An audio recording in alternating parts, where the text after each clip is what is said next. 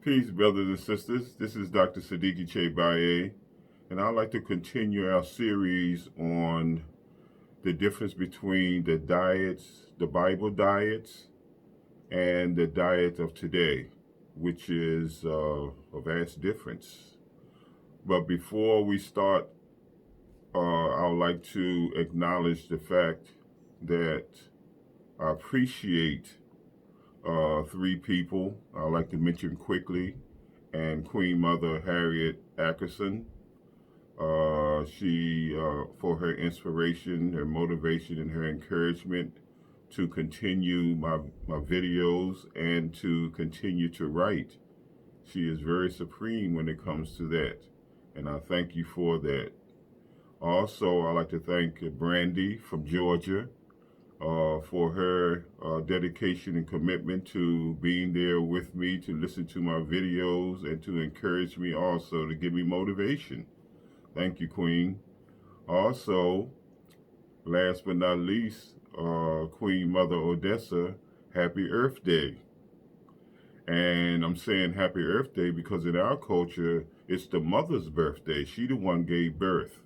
So she gave you an opportunity to come to this earth. So happy Earth Day and have many more Earth Days of health, happiness, success, love, and plenty of wealth. Now, thank you. I'd like to also continue our series in Genesis.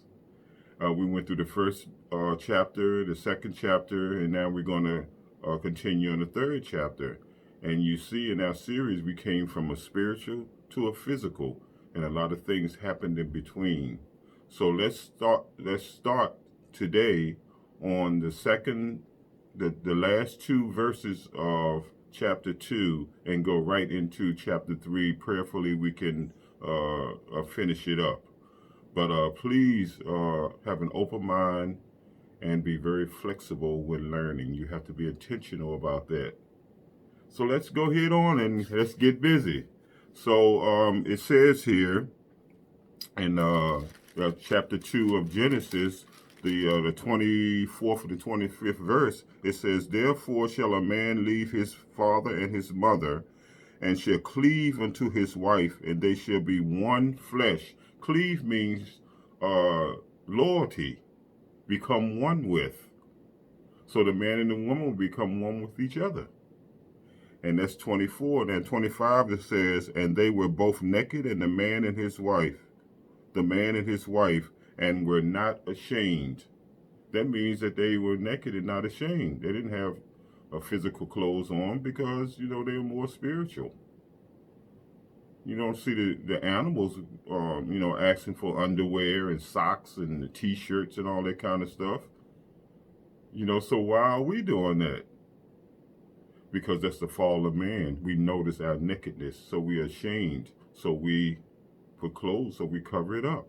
And we're going to see that later on in chapter 3. It says in chapter 3, the first verse, it says, "Now the serpent was more subtle than any beast of the field which the Lord God had made." Now, what does subtle mean?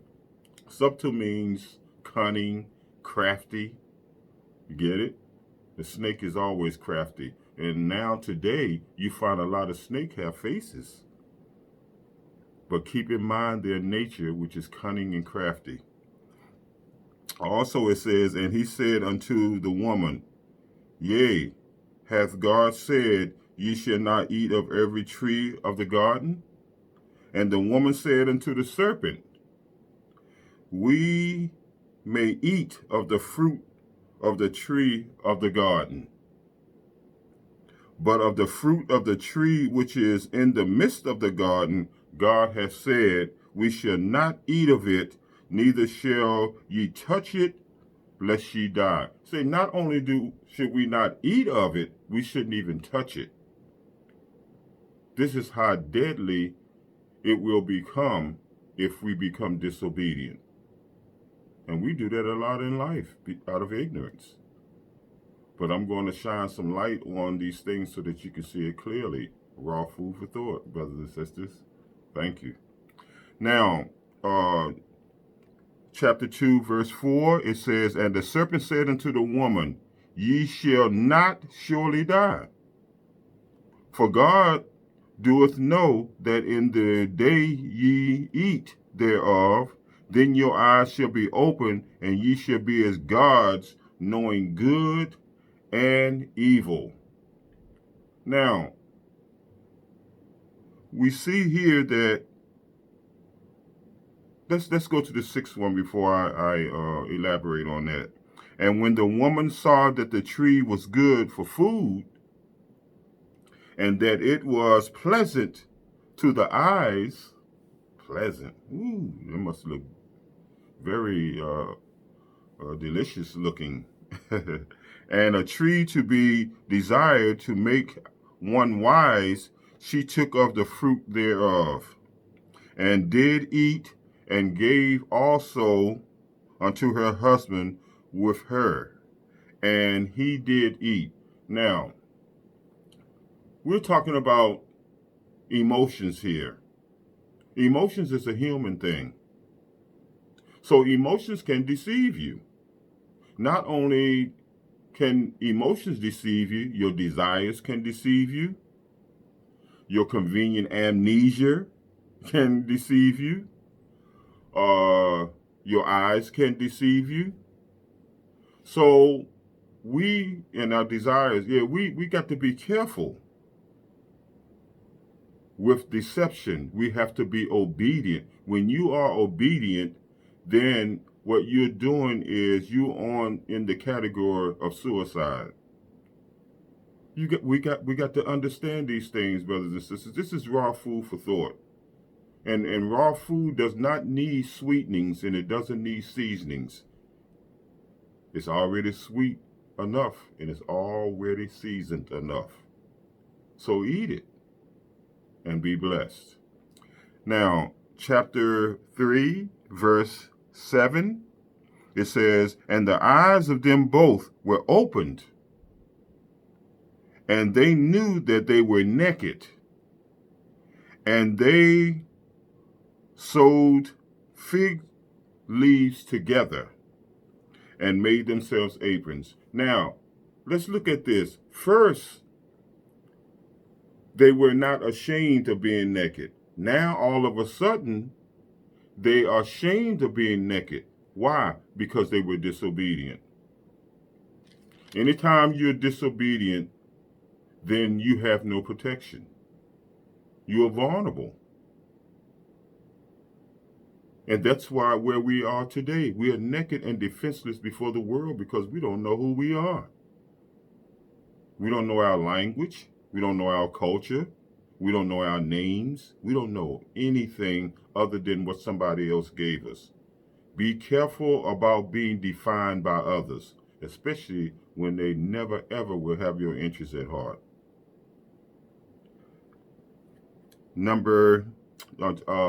Verse 8. It says, And they heard the voice of the Lord God walking in the garden in the cool of the day. And Adam and his wife hid themselves, from the presence of the Lord God amongst the trees of the garden. Now, why would you hide from God? If God is within, how can you hide? You're only running from yourself. And most of us are running from ourselves, blaming other people. God is within. The essence of us is God. Everything God created is God, including man.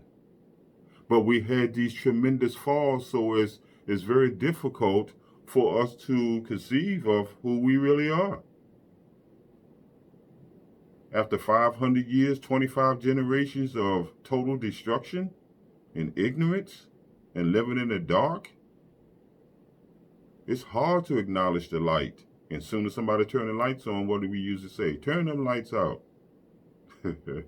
But we have to adjust to the lights instead of always putting the lights out. Because the light is the truth. The truth is the light. And we must be about light because we are light. We are light. and light exposes everything. So let's expose everything so that we can be able to see our way through life clearly. Verse 9, it says, And the Lord God called unto Adam and said unto Adam, Where art thou? Adam hiding now. Like God can't see him or will never find him. But God just said, Where art thou? And he said, Who told thee that thou was naked? Hast thou eaten of the tree whereof I commanded thee that thou shouldest not eat? He asked Adam that.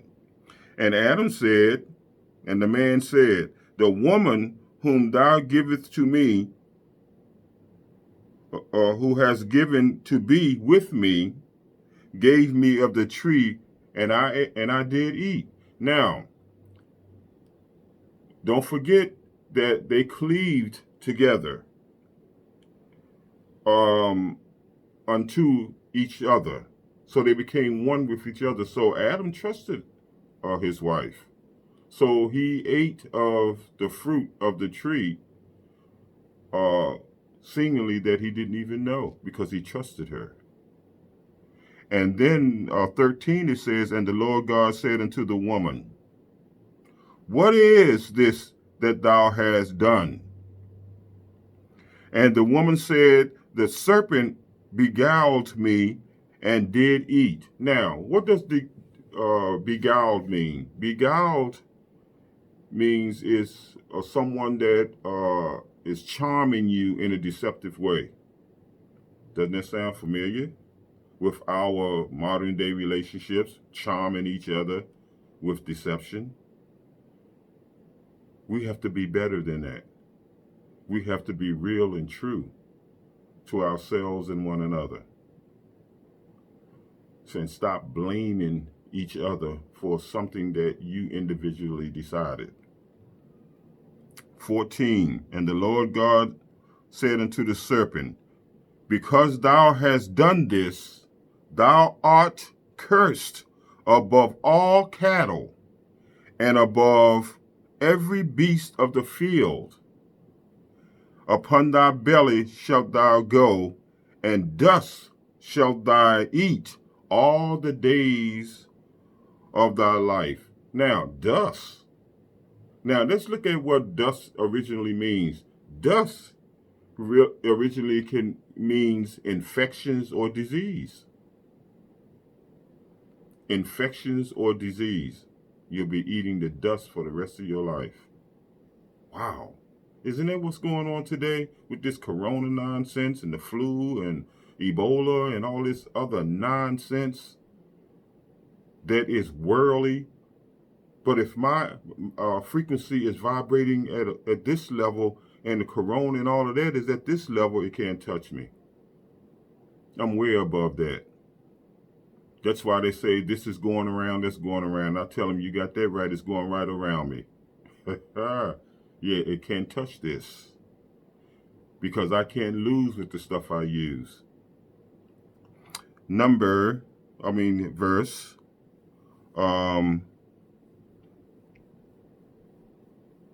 verse 15, it says, And I will put enmity between thee and the woman. Now, what is enmity? Enmity is sort of like mutual hate and ill will. Wow, isn't it what's going on today? You know, we jockeying back and forth on positions and, trying to, see who can have more, be more, know more. So we got to stop competing and be as one. So it says that, And I will put enmity between thee and the woman, and between thy seed and her seed. You're talking about the serpent now and the woman and her seed. It shall bruise thy head, and thou shalt bruise his heels. Now, bruising your head, headaches, confusion, and bruise your heel, you're stuck. You can't move. Isn't that what's going on today, brothers and sisters? We got to really take a good look at this, of where we came from a godly state of mind to losing it into this physical thing. We had a tremendous fall because of disobedience.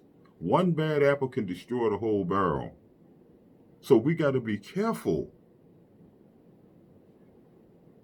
to make sure that we are straight, that we are intentional about being obedient.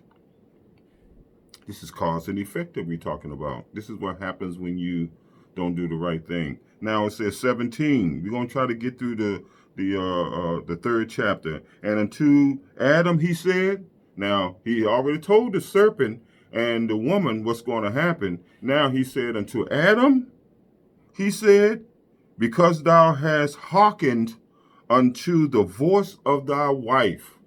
Hearken means to do what? To listen to her. You're listening to her. You like something about her that you are listening to her. Hearken means to really to listen or look back on something in the past. And it says that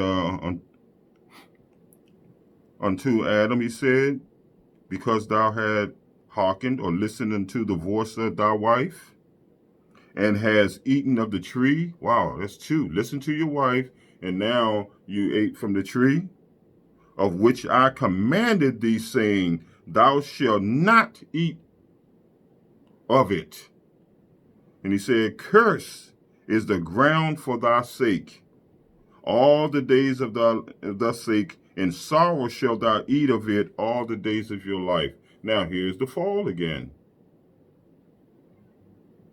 It says here that because you listened to your wife and you ate of this tree, you are cursed. Now you're going to see how badly they're cursed. Right here. It says, thorns also and thistles shall it bring forth to thee, and thou shalt eat the herbs of the field. Now, thorns and thistles, those are like plants that are like rose bushes and stuff like that stick you when you get close to it. Thistles, it can be rough from the top to the bottom. It can be, nagging at you, like poking at you, stabbing you, piercing your skin. And that's the way your life will be. Now look at what's going on today. I mean, let's use our God-given senses and look at what was and what is. Cause and effect. If you don't like the effect, God blessed us with the ability to change the cause. And it says that 19, it says, in the sweat of thy face shalt thou eat bread till thou return into the ground. For out of it wast thou taken. For dust thou art, and unto dust shalt thou return. Remember in the funerals, the ashes, dust to dust. Your body goes back to the earth. But your reality, your mental and spiritual, it transforms. You can't destroy energy. It just transforms into another form. But we got to be careful that it says bread. What does it say here? It says, in the sweat of thy face shalt thou eat bread. Now, when you look in the scriptures, what does bread indicate? Bread is a sign of sharing. That means the word. Face thou eat the word till thou return to the earth. You'll be seeking the truth until you'll be seeking the word until you pass, until you transform. Now, 20, it says, and Adam called his wife's name Eve, because she's the mother of life. She's the mother of all life. That was 20. 21, it says, unto Adam also and to his wife did the Lord God make coats of skin and clothe them. So now they had to cover up because of their nakedness, because of their ignorance, because of their disobedience. They didn't like what they saw. Don't be ashamed when you're about truth. You're only ashamed when you're not doing the right thing. And ignorance is no excuse. 22, it says, and the Lord God said, behold, the man is become as one of us to know good and evil, and now lest he put forth his hand and take also of the tree of life, whence he was taken. It says here, let me say that, read that again. Therefore the Lord God sent him forth from the Garden of Eden to fill the ground from whence he was taken. Now, here's where the farmers come in. Now you got to till the soil. Before, everything was growing naturally.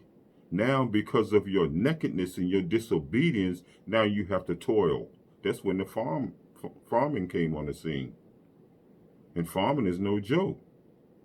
Farming is a tough job or position to take in life.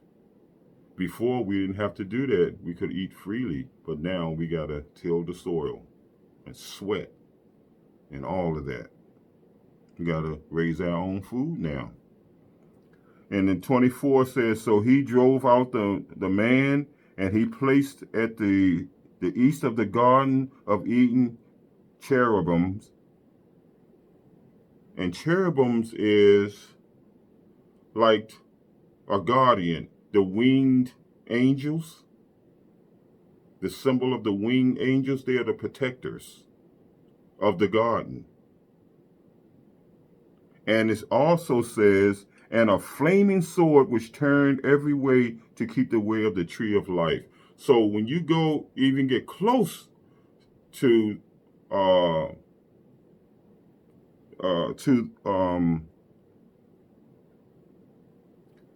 off the path of the tree of life, you will be destroyed. You got the guardians there that's guarding it, the angels or the ancestors, and you also have this turning cherubim. Turning swords, which the force can draw you in if you get too close. So be careful in dealing with different forces, different energies. It should be all about God. It should be all about balance. It should be all about obedience. It should be all about righteousness. So with that in mind, brothers and sisters, I'm giving you raw food for thought, something that will generate thought, because we are too comfortable, we are too relaxed. All we do is go along with stuff, just like the women up front in the church. You know, they feel they don't need no man, but their man is Rev. So we need relationship. We need relationship.